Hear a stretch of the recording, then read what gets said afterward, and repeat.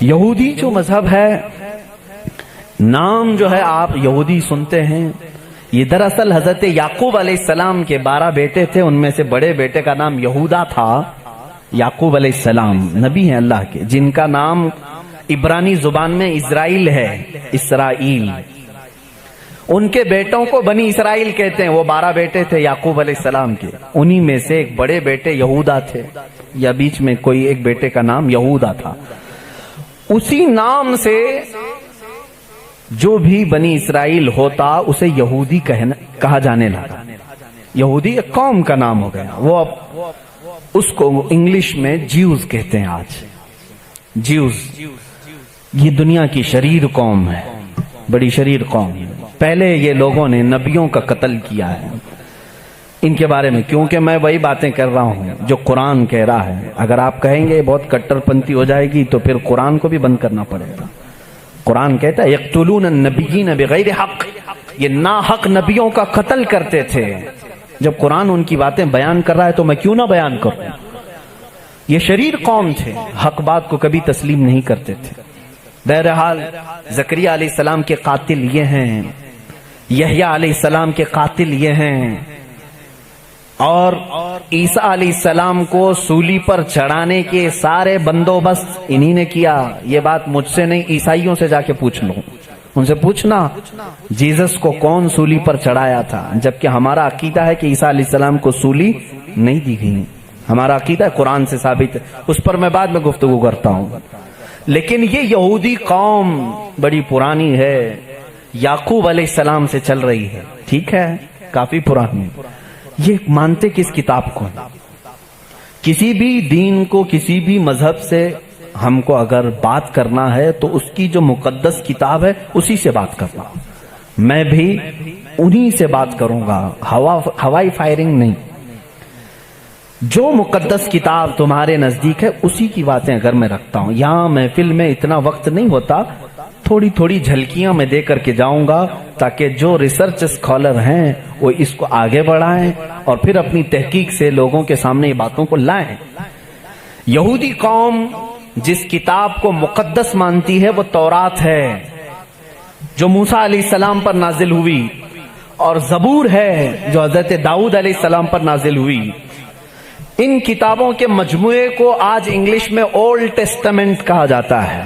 یہ کتابیں مارکیٹ میں دستیاب ہیں، ان کو کیا کہتے ہیں؟ Old testament. تقریباً اس کتاب میں جو الگ الگ چھوٹی چھوٹی کتابوں کو ملایا گیا ہے 73 کتابوں کا مجموعہ ہے اولڈ ٹیسٹمنٹ۔ جیسے قرآن میں 30 پارے ہیں نا، پہلا پارا، دوسرا پارا، تیسرا پارا، اس طرح سے اس میں پارے سمجھ لیں یا الگ الگ ٹاپکس۔ یہ کتنے ہیں؟ 73 ہیں۔ اس میں بھی ان کا بڑا اختلاف ہے، میں سارے اختلافات نہیں بتا سکتا آج، لیکن قرآن میں سب کا اتفاق ہے، چاہے وہ شیعہ ہو، دیوبندی ہو، وہابی ہو، اہل حدیث ہو، کوئی بھی ہو۔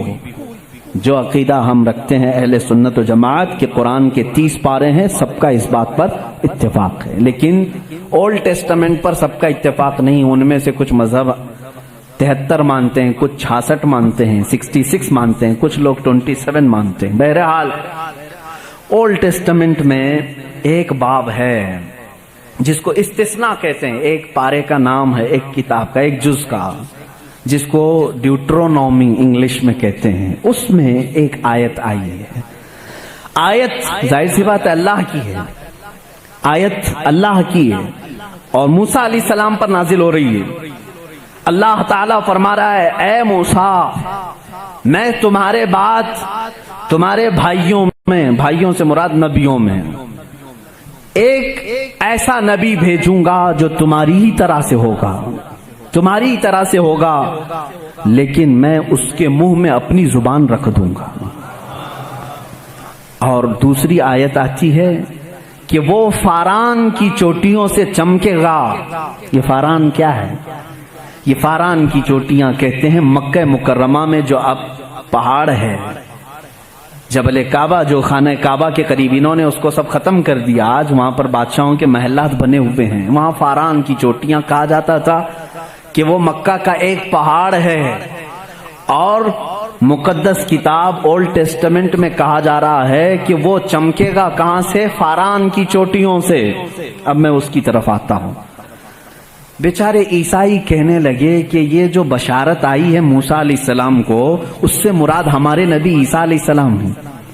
ये मुंह मियां मिट्ठू बनते हैं। इस तौर पर अल्लाह ने क्या फरमाया? ऐ मूसा, मैं तुम्हारी ही तरह एक रसूल भेजूंगा। तुम्हारी ही तरह से मुराद क्या है? ईसा अलैहिस्सलाम मूसा अलैहिस्सलाम की तरह बिल्कुल नहीं थे, क्योंकि मूसा अलैहिस्सलाम की माँ भी थे, बाप भी थे। ईसा अलैहिस्सलाम की सिर्फ माँ है और बाप नहीं है। अगर माँ और बाप वाला कोई रसूल है तो वो मोहम्मद अरबी सल्लल्लाहु अलैहि वसल्लम, मेरे आका की माँ भी हैं, बाप भी हैं। मूसा अलैहिस्सलाम की तरह ईसा अलैहिस्सलाम नहीं हो सकते।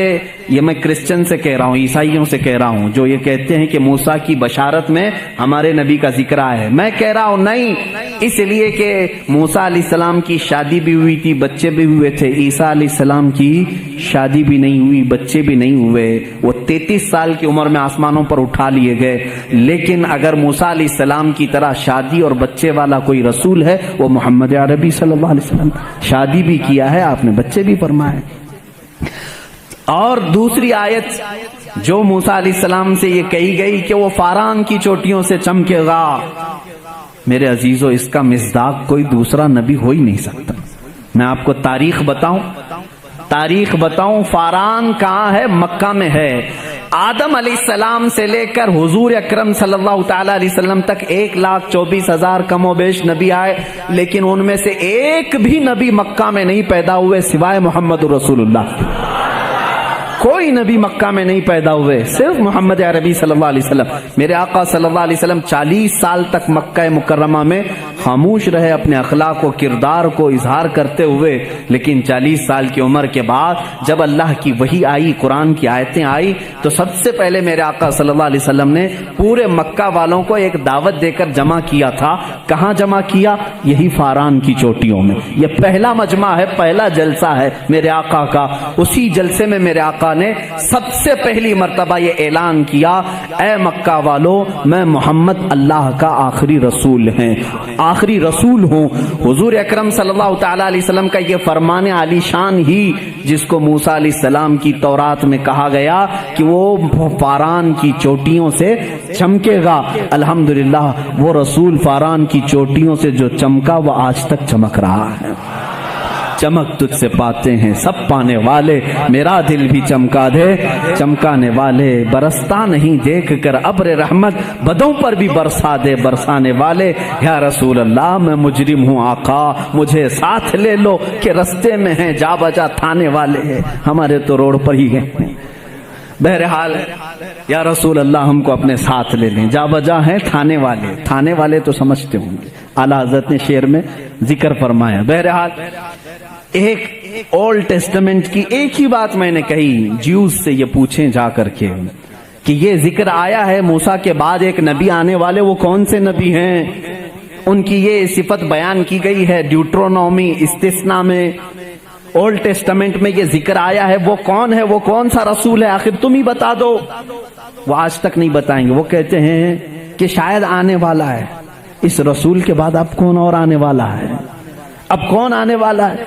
चलो इसको नहीं मानते। दूसरी बात मैं कहता हूं, सुलेमान अलैहिस्सलाम को भी ये बहुत मानते हैं। कौन? ज्यूज, यहूदी, जिनको इंग्लिश में सोलोमन कहा जाता है। सोलोमन, हजरत सुलेमान अलैहिस्सलाम को ये सोलोमन कहते हैं। एक किताब यहूदियों के पास और मुकद्दस है, songs of Solomon. Songs of Solomon का मतलब हजरत सुलेमान अलैहिस्सलाम जो मुनाजात करते थे अल्लाह की बारगाह में, वो अशार होते थे इब्रानी जुबान के। जैसे हम कहते हैं या इलाही रहम फरमा मुस्तफा के वास्ते, ये दुआ है ना। सुलेमान अलैहिस्सलाम इस तरह दुआएं जो करते थे, वो सारे इन्होंने उसको सॉन्ग्स कहा है और उसको जमा किया गया है सॉन्ग्स ऑफ सोलोमन नाम से। इसमें तो शक की गुंजाइश ही नहीं, शक की गुंजाइश ही नहीं, क्योंकि हैरत इस बात की होगी, वो इब्रानी जुबान जिसको आज हेब्रू कहते हैं, इजराइल में आज भी बोली जाती है। ये इजराइल जो देख रहे हैं ना आप, जो नासूर है, कैंसर का फोड़ा है पूरे दुनिया के बीच में, यही इजराइल की बात मैं कर रहा हूं। ये آج بھی جو بولی بولتے ہیں وہ ہیبرو ہے، ہیبرو اس کو عبرانی کہتے ہیں۔